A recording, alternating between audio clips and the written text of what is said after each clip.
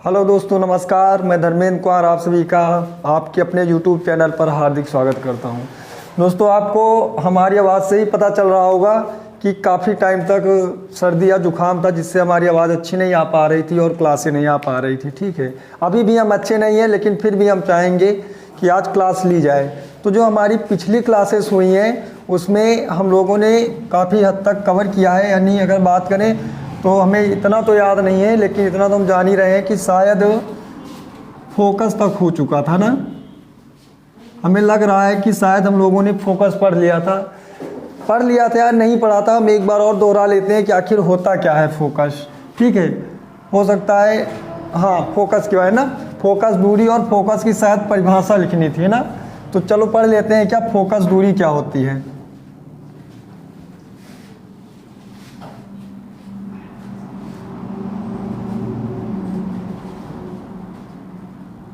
ठीक है, अगर हम फोकस दूरी की बात करें क्या होती है तो चेक करते हैं। फोकस दूरी में तो हमारे पास दो प्रकार के दर्पण होते हैं ना। कौन कौन से दो प्रकार के होते हैं? एक होता है कौन सा, अवतल, और एक होता है उत्तल। और दोनों के बारे में मैंने बताया था। जिसमें पॉलिश जो होती है बाहर की साइड में होती है वो होता है अवतल। यानी अगर देखें तो इस वाले में क्या है, जो पॉलिश है वो बाहर की तरफ है, इसलिए ये कैसा है, अवतल है। एक तो हमने बताया जो हमारे पास अवतल होता है, पढ़ चुके हैं लेकिन हम दोहरा देते हैं। जो अवतल होता है उसमें जो पॉलिश होती है वो बाहर की तरफ होती है, और जो उत्तल होता है उसमें जो पॉलिश होती है वो अंदर की साइड होती है। यहाँ तक हम लोगों ने बात कर लिया था। ठीक है, यहाँ तक हम लोगों ने बात कर लिया था। अगर फोकस दूरी की बात करें तो जो हमारा होता है कौन सा, वक्रता केंद्र होता है। अगर वहाँ से अगर हम एक लाइन ड्रॉ करते हैं, है ना, तो ये जो इसका दोनों के बीच का मिड पॉइंट होता है। जैसे हमारा ये क्या हो गया, दर्पण हो गया, और जो इसका मिड पॉइंट है इसे हम लोग क्या कहते हैं, ध्रुव। ठीक है, और अगर बात करें तो इसके बारे में मैं बताया था, ये क्या है, वक्रता केंद्र है। वक्रता केंद्र है। और हमने इसके भी बारे में पढ़ लिया था कि जो यहाँ से यहाँ तक की दूरी है, देख पा रहे हैं आप, यानी जो वक्रता केंद्र है और ध्रुव है, यहाँ तक की जो बीच की दूरी होती है इसे हम लोग क्या कहते थे, वक्रता त्रिज्या कहते थे। ठीक है, और इन्हीं की दोनों के बीच में यहीं कहीं भी पाया जाता है एफ, जिसे हम लोग कहते हैं फोकस। और यही जो दूरी होती है फोकस दूरी होती है। यानी अगर बात करें फोकस और ध्रुव, फोकस और ध्रुव इन दोनों की जो बीच की दूरी होती है इसे हम लोग कहते हैं क्या, फोकस दूरी। यानी ये तुम्हारा क्या हो गया, फोकस। ठीक है, और फोकस और ध्रुव इन दोनों के बीच की जो दूरी होगी इसे हम लोग कहेंगे क्या, फोकस दूरी। ठीक है, वैसे अगर इस वाले में बात कर लें तो जो ये वाला होता है तुम्हारा उत्तल। ठीक है, उत्तल में बात करें तो इसमें जो तुम्हारा वक्रता केंद्र होता है किधर होता है, अंदर की साइड होता है। तो इसमें जब देखेंगे ये हमारा क्या हो गया, वक्रता केंद्र हो गया। ठीक है, अब अगर हम देखें इसमें भी उसी तरीके से करें और एक लाइन ड्रा करें जिसे हम लोग कहते हैं क्या, मुख्य अक्ष। और जो ये मुख्य अक्ष है यहाँ पे क्या होगा, इसका ध्रुव होगा, जिसे पोल कहते हैं और पी से रिप्रेजेंट करते हैं। इन दोनों में देखते हैं इसमें भी क्या होगा, इन दोनों के बीच में ही क्या होगा, एफ, यानी फोकस होगा, और पी, और बात करें कहाँ तक की, एफ, यानी फोकस। इन दोनों के बीच की ही दूरी क्या होती है, फोकस दूरी होती है। समझ में आ रहा है? ये दर्पण के पीछे है इसलिए हम लोग इसे महसूस करते हैं, और जिसे देखेंगे तो ये दर्पण के सामने है, इस वजह से ये कैसा होता है, वास्तविक होता है। ठीक है, ये वर्चुअल होता है और ये क्या होता है, रियल होता है। अगर हम चाहें इनकी परिभाषा बनाना चाहें तो परिभाषा क्या होगी, यानी कह सकते हैं क्या, फोकस और ध्रुव, फोकस और ध्रुव के बीच की ही दूरी क्या होती है, फोकस दूरी होती है। ठीक है, परिभाषा बना लेते हैं तो क्या होगी, थोड़ा इसे हम क्या करते हैं, लिख देते हैं। तो बात करेंगे क्या,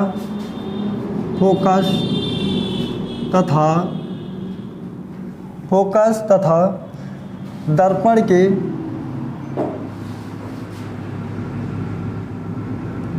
ध्रुव के बीच की दूरी को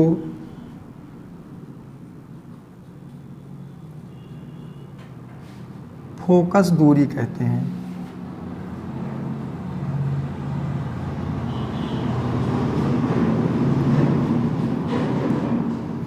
ठीक है।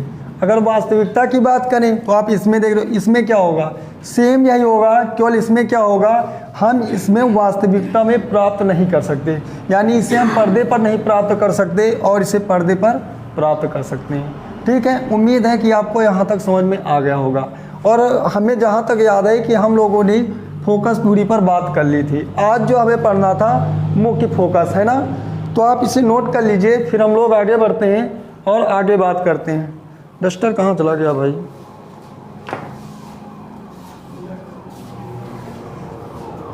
चलिए, और आगे हम लोग बात करेंगे किस पर? हम लोग बात करने वाले हैं मुख्य फोकस पर।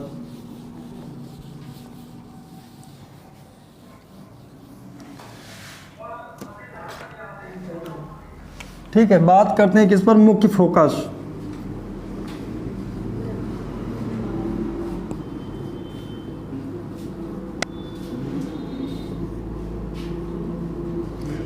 ठीक है, यानी प्रिंसिपल फोकस क्या होती है, इस पर बात करेंगे। यानी अगर देखें सेम वही कंडीशन जो हम लोगों ने फोकस दूरी में पढ़ा था, थोड़ा सा अंतर मिलेगा और दोनों पे बात करेंगे। देखिए, जैसे हम बात करें फिर वैसे ही दो चित्र बनाएंगे, यानी जो डायग्राम बनाएंगे, एक जो होगा हमारा अवतल और एक होगा उत्तल। यानी ये वाला जो आपका बनके तैयार हो रहा है, ये तुम्हारा कौन सा है? अवतल है, और ये कौन सा है? उत्तल है। दोनों पे बात करेंगे और देखेंगे हमारा क्या था? शी था, यानी वक्रता केंद्र था, जिसे हम लोग शी से रिप्रेजेंट करेंगे, और ये हो गया पी, यानी पोल हो गया। ठीक है, अब हम देखते हैं कि क्या होता है मुख्य फोकस। मुख्य फोकस की बात करें तो इसकी परिभाषा क्या होगी, यानी ये वाली दूरी जो होती है इसे और आगे बढ़ा ले। जब थोड़ा और आगे बढ़ाते हैं तो इसे नाम देते हैं क्या? इसे हम लोग क्या कहेंगे? ये हो गया वक्रता केंद्र। चलिए आगे बात करते, कोई बात नहीं, फिर से देखते हैं ना। यानी क्या होगा, जो मुख्य अक्ष, ये हो गया क्या? मुख्य अक्ष। और यहीं पे अगर देखेंगे इसी के समांतर जब भी कोई किरणें चलती हैं, ठीक है, यानी मुख्य अक्ष के समांतर चलने वाली क्या? प्रकाश की किरणें, और दर्पण से परावर्तन के पश्चात कहाँ से होके जाती हैं? फोकस से होके जाती हैं। ठीक है, तो ये परिभाषा इसकी क्या बन के तैयार हो गई? इसकी परिभाषा ही हम देख के पता चल रहा है कि यानी मुख्य अक्ष के समांतर चलने वाली प्रकाश की किरणें दर्पण से परावर्तन के पश्चात कहाँ से होके जाएंगी? फोकस से होके जाएंगी। ऐसी कंडीशन एक और किरण हम ले लेते हैं, और क्या हुआ, जब दर्पण से परावर्तन हुआ तो कहाँ से होके जाएंगी? जहाँ से भी होके जाएंगी, और जहाँ पर भी मुख्य अक्ष को कट करेंगी वही होगा तुम्हारा क्या? मुख्य फोकस होगा। यही कंडीशन मान लीजिए नीचे से जाएं और यहाँ से मान लीजिए कोई किरण जा रही है, जाने के पश्चात जब वापस होगी तो कहाँ से होके जाएगी? वो भी फोकस से ही होके जाएगी। यानी अगर हम कह सकते हैं, अगर परिभाषा बनाना चाहें तो परिभाषा क्या होगी? यानी मुख्य अक्ष के समांतर चलने वाली प्रकाश की किरणें दर्पण से परावर्तन के पश्चात जिस बिंदु से जाती हैं, है ना, उसे हम लोग क्या कहते हैं? मुख्य फोकस कहते हैं। सेम अगर उस वाले में देखें जो हमारा उत्तल है, यानी इसमें क्या होगा? मुख्य अक्ष के समांतर चलने वाली प्रकाश की किरणें दर्पण से परावर्तन के पश्चात जिस बिंदु से जाती हुई प्रतीत होती हैं, यानी हमने बताया था ये क्या होगा? अवतल है, और ये क्या है? उत्तल है। तो इसमें जो होता है वर्चुअल होता है, आभासी होता है ना, तो यहाँ पे क्या होगा? जाती हुई प्रतीत होंगी। ठीक है, चलिए आगे बात कर लेते हैं। इस वाले में ड्रा कर लेते हैं, तो ये हो गया क्या? शी। अगर हम देखें इसमें भी क्या होगा? मुख्य अक्ष के समांतर किरणें चलेंगी कि नहीं? ये हो गया क्या? मुख्य अक्ष। समझ में आ रहा है? उम्मीद है कि आपको समझ में आ रहा होगा। अगर आपने पिछली क्लासेस ली होंगी तो समझ में आ रहा होगा, नहीं आपको हो सकता है, उम्मीद है कि समझ में ना आ रहा हो। तो आप क्या करिएगा, अगर आपने पिछली क्लासेस नहीं ली हैं तो आपको पीछे की सारी क्लासेस देख लेनी है। ठीक है, आगे देखते हैं। अगर इसमें भी क्या होगा? मुख्य अक्ष के समांतर जब किरणें जाएंगी और दर्पण से परावर्तन के पश्चात क्या होगा? जाती हुई प्रतीत होंगी, वो भी कहाँ से? फोकस से। जैसे मान लेते हैं ये क्या है? फोकस है, तो क्या होगा? जब ये वापस जाएंगी तो पीछे जब भी आभासी होता है इसे हम लोग ड्रा करके क्या करते हैं? डैश डैश में दिखाते हैं, और ये वापस जाती हैं, ये जाती हुई और ये लौटती हुई है। सेम यहीं पर देख लेते हैं, एक और लेते हैं, और यहाँ से जाएगी, सेम प्रोसेस इसमें भी होगा, और ऐसे ही वापस चली जाएंगी। समझ में आ रहा है? नीचे अगर देखें, यहाँ से जैसे कोई किरण जा रही है, जाने के पश्चात अगर देखें तो ये भी ऐसे ही क्या हो जाएगा? वापस लौट आएंगी। ठीक है, तो हम देख पा रहे हैं क्या हुआ, चाहे हमारा कौन सा हो, चाहे वो अवतल हो और चाहे वो उत्तल हो, दोनों में सेम प्रोसेस वही है, केवल क्या है इसमें आभासी है और इसमें वास्तविक है। यानी अगर बात करें अवतल में तो कैसा है, वास्तविक, और अगर उत्तल में बात करें तो कैसा है, आभासी है। बस इतना ही हमें ध्यान रखना है और इसकी परिभाषा बना लेते हैं। यानी अगर परिभाषा की बात करें तो क्या होगी, यानी मुख्य अक्ष के समांतर चलने वाली प्रकाश की किरणें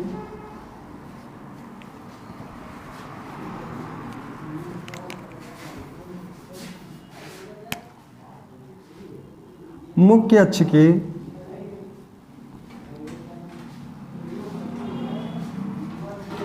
समांतर चलने वाली प्रकाश की किरणें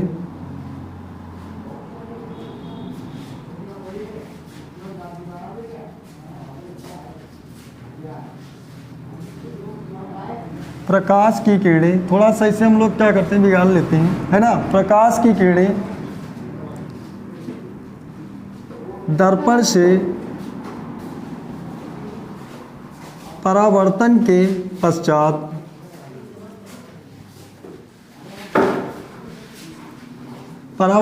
पश्चात अगर क्या है उत्तल है तो क्या होगा, जाती हुई प्रतीत होंगी, और अगर क्या है अवतल है तो वास्तव में जाएंगी।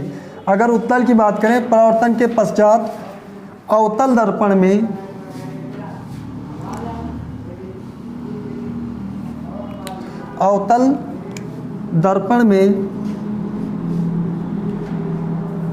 चलिए आपने अगर ड्रॉ नहीं किया, चलिए हम नीचे लिख लेते हैं ना, स्पेस कम है। क्या हो जाएगा, अवतल दर्पण में वास्तव में जाती हैं और उत्तल दर्पण में जाती हुई प्रतीत होती हैं। उत्तल दर्पण में जाती हुई प्रतीत होती हैं, जाती हुई प्रतीत होती हैं।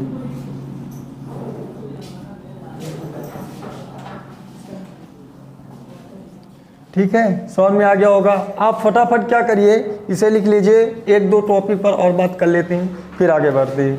अब हम लोग बात करेंगे क्या, वक्रता, त्रिज्या और फोकस में एक संबंध होता है, उसके भी बारे में बात कर लेते हैं और क्लास को समाप्त करते हैं। ठीक है, थोड़ा आवाज़ आज भी गड़बड़ है तो हो सकता है कि क्लास अच्छी ना लगे। ठीक है, चलिए आगे हम लोग बात करने वाले हैं किस पर, दर्पण की वक्रता, त्रिज्या तथा फोकस दूरी में संबंध। चलिए अब हम आगे बात करेंगे क्या, गोलीय दर्पण की, यानी गोलीय दर्पण की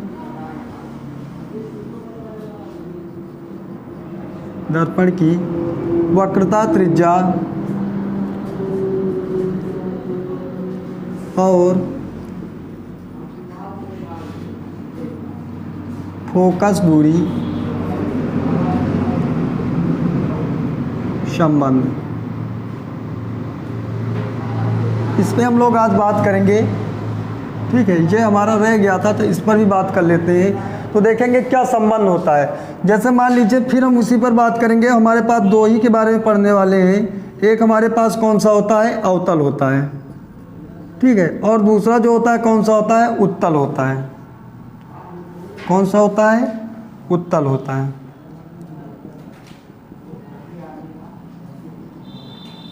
ठीक है, इसमें एक क्या होता है, और ये भी आपको पता है कि ये जो होती है इसे हम लोग क्या कहते हैं, वक्रता केंद्र हो गया, जिसे हम लोग सी कहते हैं। इसी में भी देख लें तो ये हमारा क्या हो गया, सी हो गया, ये पी हो गया, और इसमें भी ये पी हो गया। अब क्या होता है, जब भी हम देखते हैं कि दोनों में संबंध क्या होता है, यानी रिलेशन क्या होता है, उसके बारे में पढ़ेंगे।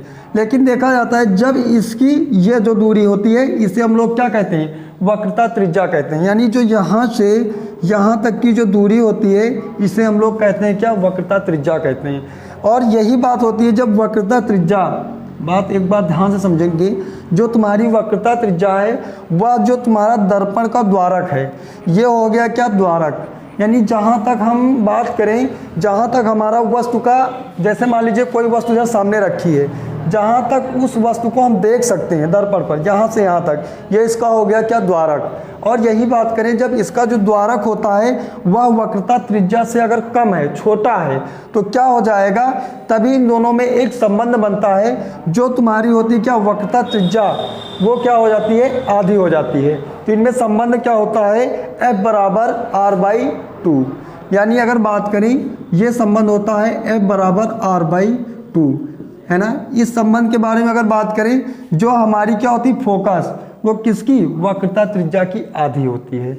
अगर हम देखें, अगर यहाँ से कोई किरण जाए, ठीक है, और जाने के पश्चात कहाँ से होके चली जाए, फोकस से जब होके जाएगी तो इनके बीच में एक संबंध बनेगा और उस संबंध का नाम क्या है, F बराबर R/2।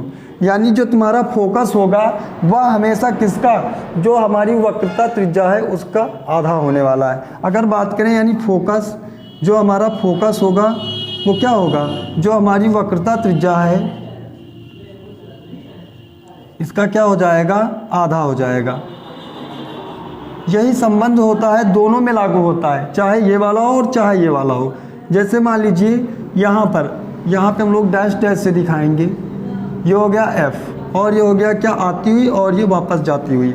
सेम कंडीशन उसमें भी लागू होती है। अगर क्या होता है, मुख्य अक्ष के समांतर कोई किरण जाएगी और दर्पण से होकर जाएगी, लेकिन जब इसका जो द्वारक है वो छोटा होना चाहिए अपेक्षा किसके, जो हमारी वक्रता त्रिज्या के, तब क्या होता है, F बराबर R/2। यानी जो हमारी वक्रता त्रिज्या है उसका आधा होने वाला है क्या, फोकस। ठीक है, तो इसके बारे में हमने आपको समझा दिया है, आपको थ्योरी लिखाने की ज़रूरत नहीं है अगर आपने इसे अच्छे से समझ लिया होगा।